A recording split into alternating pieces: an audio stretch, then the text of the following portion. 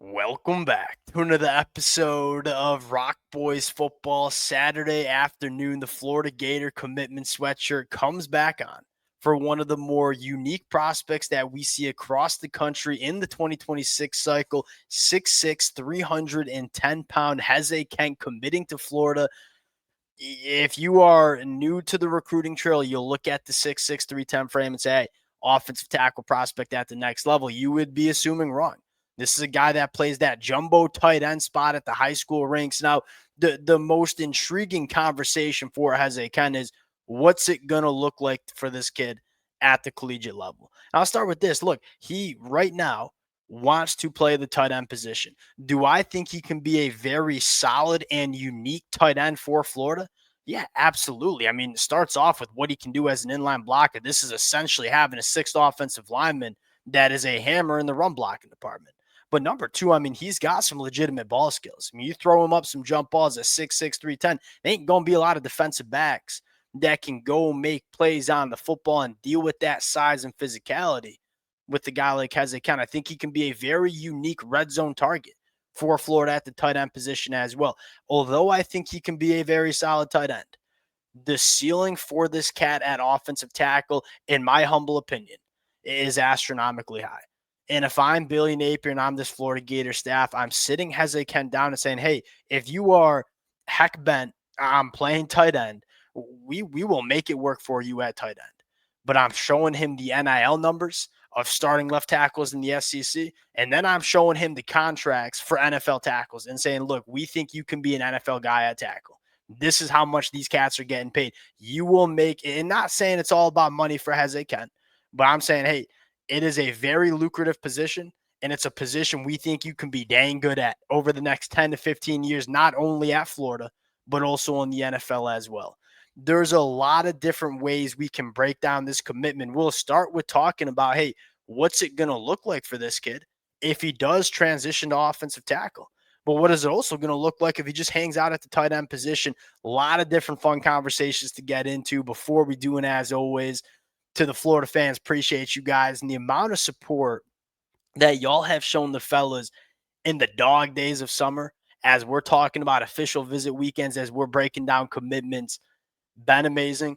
Appreciate you guys. If y'all do enjoy the content, consider subscribing to the channel. Without further ado, let's get into Hez Kent. Now, it starts with this. You are simply just betting on the athletic profile.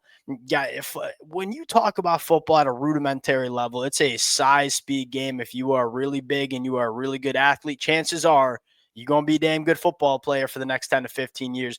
That's what you get with Hez Kent. Like, I think Bilyl Napier's regardless of what position this kid plays, we're looking at this kid. We're looking at the athletic profile. We're looking at how he moves and saying, hey, we want a football player that looks like that and that moves like that on our roster. And if you just build your roster with a bunch of guys that are big and move like Hez Kent, chances are you're going to have a lot of success. Now, what is it going to look like if he does indeed transition to the offensive tackle position? Well, I would start with this. What's the historical precedent? It's pretty successful. You know, there's a lot of really good tackles who are all pro tackles in the NFL that spent time playing tight end at the high school ranks and even into their college careers. I mean, let's run down the list. Jason Peters, I'm a Buffalo Bills fan. Jason Peters, I mean, he committed to Arkansas as a tight end prospect. Go to Lane Johnson, starting tackle for the Philadelphia Eagles. He was a JUCO tight end. How about the more recent one, Joe Alt? And this is probably the comp that I would throw out. Joe Alt, as a senior in high school, he played tight end. He was a 6'7", 280-pound tight end. Then goes to Notre Dame, transitions to offensive tackle, was a 3-year starter for Notre Dame, and went top 5 in the NFL, or I think top 6 in the NFL draft. I mean, it can go like that. You know, I think you assume, all right, Hez Kent transitioning from tight end to offensive tackle, going to take 3 years before he's ready. It's not necessarily the case. If you are a big enough and good enough athlete, you're probably going to make that transition a little bit easier than many would assume. So if Hez Kent does, in fact, decide to transition to the tight or to the offensive tackle position, I don't think it'd be year one. I would be surprised if it's year two, especially considering how deep Florida is on the offensive line with young talent. But by year 3, you could be looking at a very high-end starter at the left tackle position for Florida. Now, what would it look like during the first 2 years? I still think you can use him. Like in those jumbo sets you want to run when you want to have two or maybe even three tight ends on the football field. Look, Florida likes to run a lot of 12 personnel. They going to use their tight ends as they can. A guy you can put out on the football field as a primarily run blocking tight end, but also he's a guy that you can release downfield and get him involved in the passing attack. He's got really solid hands and coordination for a kid that big. And so I don't think it's one of those situations where you add him to the roster. You don't hear from him for 2 years while he's making the transition. I think there are things you can do to get him on the football field as he's continuing to transition to the offensive tackle position. Now, what does it look like? Hey, and let's just be clear about it. Right now, he wants to play tight end. That's where Florida's recruiting him to. What would it look like if he just sticks at tight end?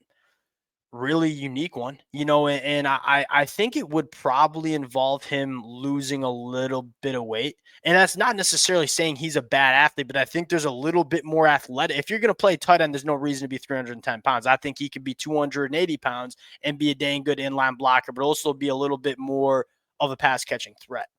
If you want to use him at tight end, look, he's going to be a very good inline blocker. You are getting a tight end that can be an asset for you in the run blocking department, which is very important to what Bilyl Napier and Florida want to do on offense. And then number two, I don't think he'd be a tight end that you center your passing attack around. And we've seen that, a guy like Kyle Pitts or a guy like Brock Bowers at Georgia. But I will say this, I think he'd be a very unique guy in the red zone because he is one of those guys that you can just throw him up a football and chances are he's going to come down with it because he's 6'6", 310. What defensive backs are dealing with that body at the catch point? And so, look, even if he does decide to play tight end, I'm not saying he's going to be bad. I just think the ceiling's higher at tackle, but I think he can be a very unique tight end offensive weapon for Florida at the next level as well.